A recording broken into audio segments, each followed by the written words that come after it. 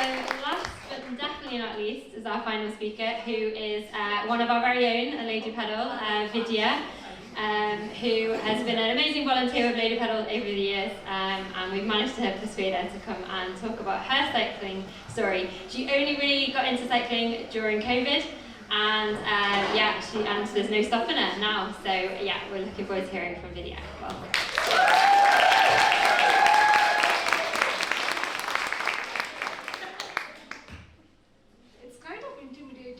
After such accomplished people like who have done so much in cycling. So just lower bar significantly. I plan to keep the talk quite short. Hello everyone, I'm Vidhya and I'm quite pleased to share with you all my cycling story. To give you a background, I have never owned a bike and I have never cycled as a child.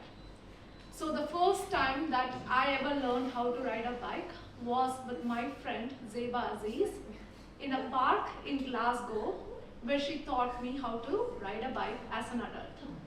But I never followed up on it, and after that there was an event organized by Manchester City Council, I believe. Like, they give these taster sessions basically for adults who are new with cycling, to give them a 2-hour session.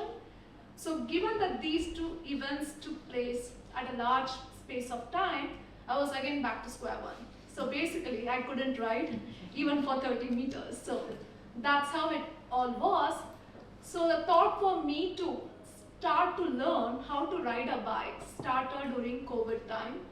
So during the lockdown, COVID was challenging for all of us, including me. I was living in a small space and I had a short-term work contract. So that basically means like there was nothing happening in the horizon with respect to work at that particular point, and my status to stay in the UK was conditioned on my work visa. So at the back of my mind, there was a possibility that I would be leaving the UK. And I thought to myself that what is the one thing that I would like to take if I'm leaving the UK, which is likely to stay with me for the rest of my life. So I was always interested to learn how to ride a bike, and that's how it started, when I thought like, okay, now is the time. It's a skill that I'll be learning, but it will stay with me forever. So then I did some research to know if they are giving some kind of like training for adults. So I applied with respect to a bike session. So this was the email that I got, where I was assigned a bike instructor, who's Belinda Everett.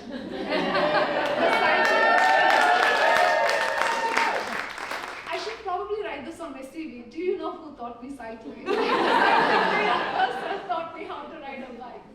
So this was probably the first email that she sent me, just checking to know my different, bike-ability skill and things like that.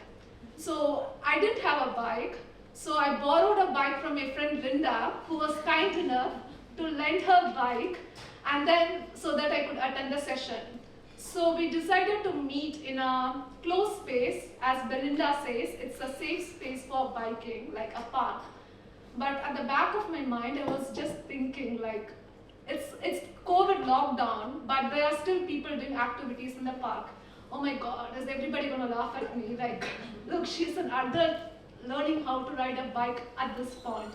And I was also thinking, what if I fall down, I break my arm, here you have COVID, and on top of it you have medical emergency. So many things that is running across your mind, and I was like, okay, what's the worst? Let's go for it. And then I met Belinda.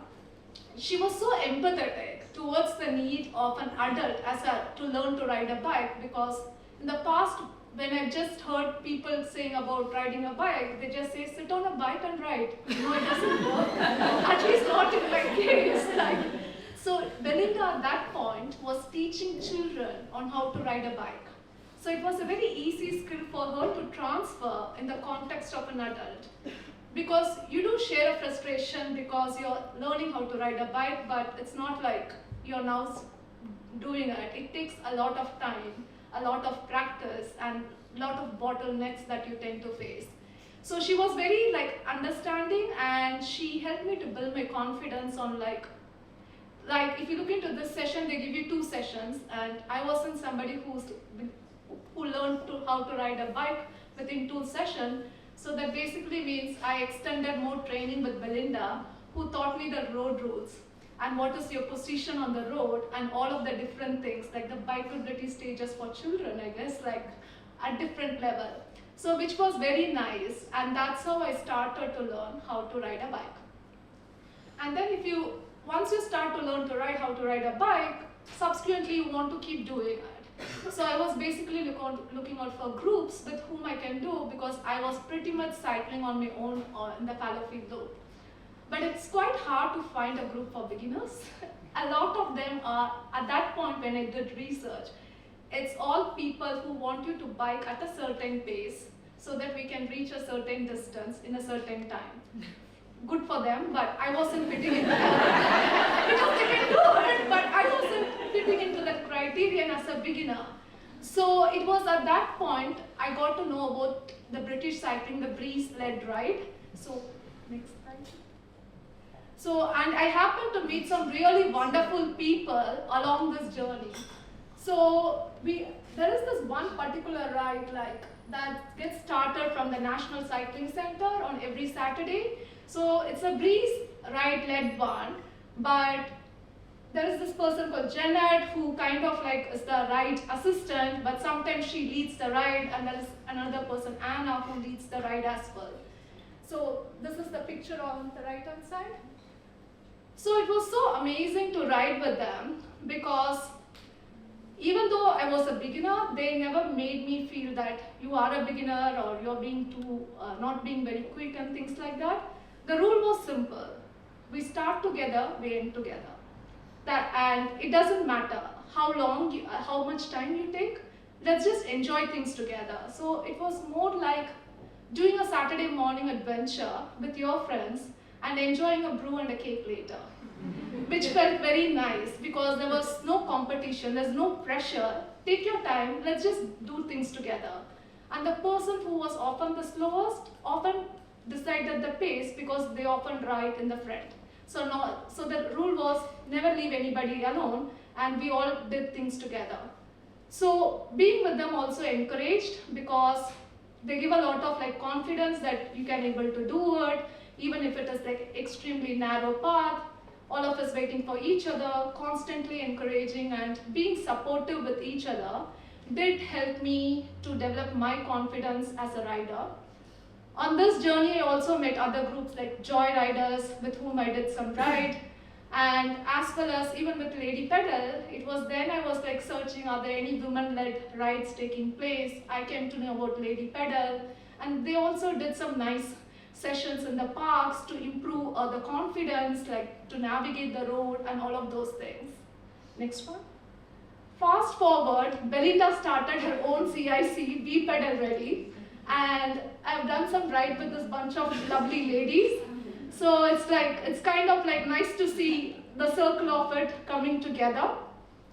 So one thing what cycling helped me is it helped me to say a yes. It gave me confidence, and what's the harm? Just give it a try. Because this kind have had a positive spillover effect on other aspects of my life. I started playing football. I started picking up running. I've never been into sports ever in my life, anything small.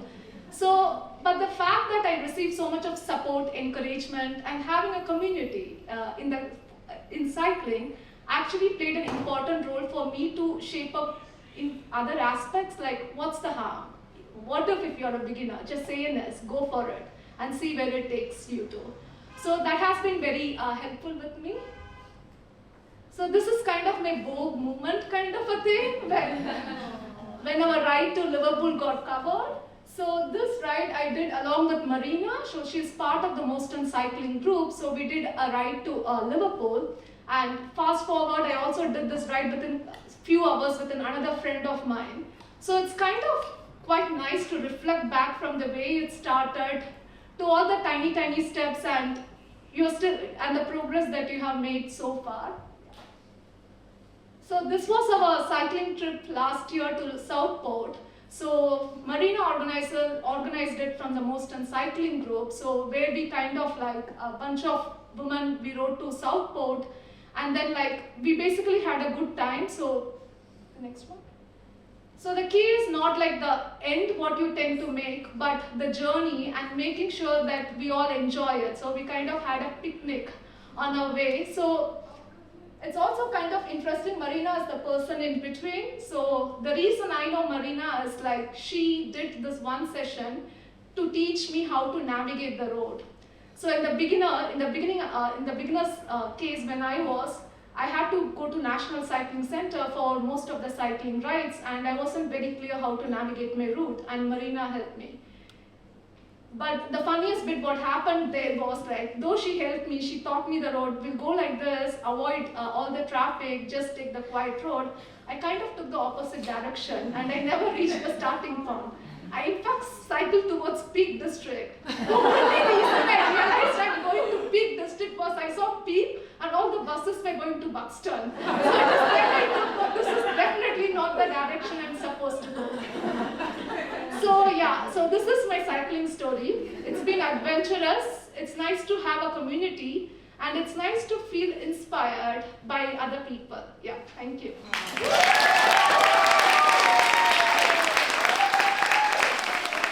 Don't run away. Thank you so much, that was amazing. Any questions for Vidhya? Well, I've got one to start. If you could give any kind of top tips to someone who's maybe starting out cycling, what would you tell them? Just go for it. Say it again, louder.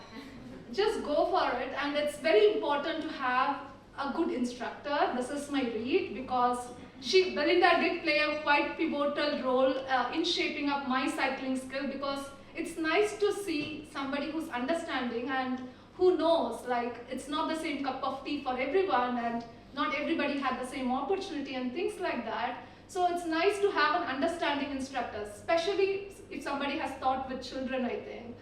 Because you need to be very patient, you know, when you teach. Yeah. Yeah, one from Hannah. Do you have any goals that you want to accomplish on your bike coming up? I want to do one ride to Blackpool. Like there's this charity thing what they do every year to Blackpool ride. And I haven't cycled anywhere outside the UK, so this is something I want to do, like cycling in Europe or something. Yeah.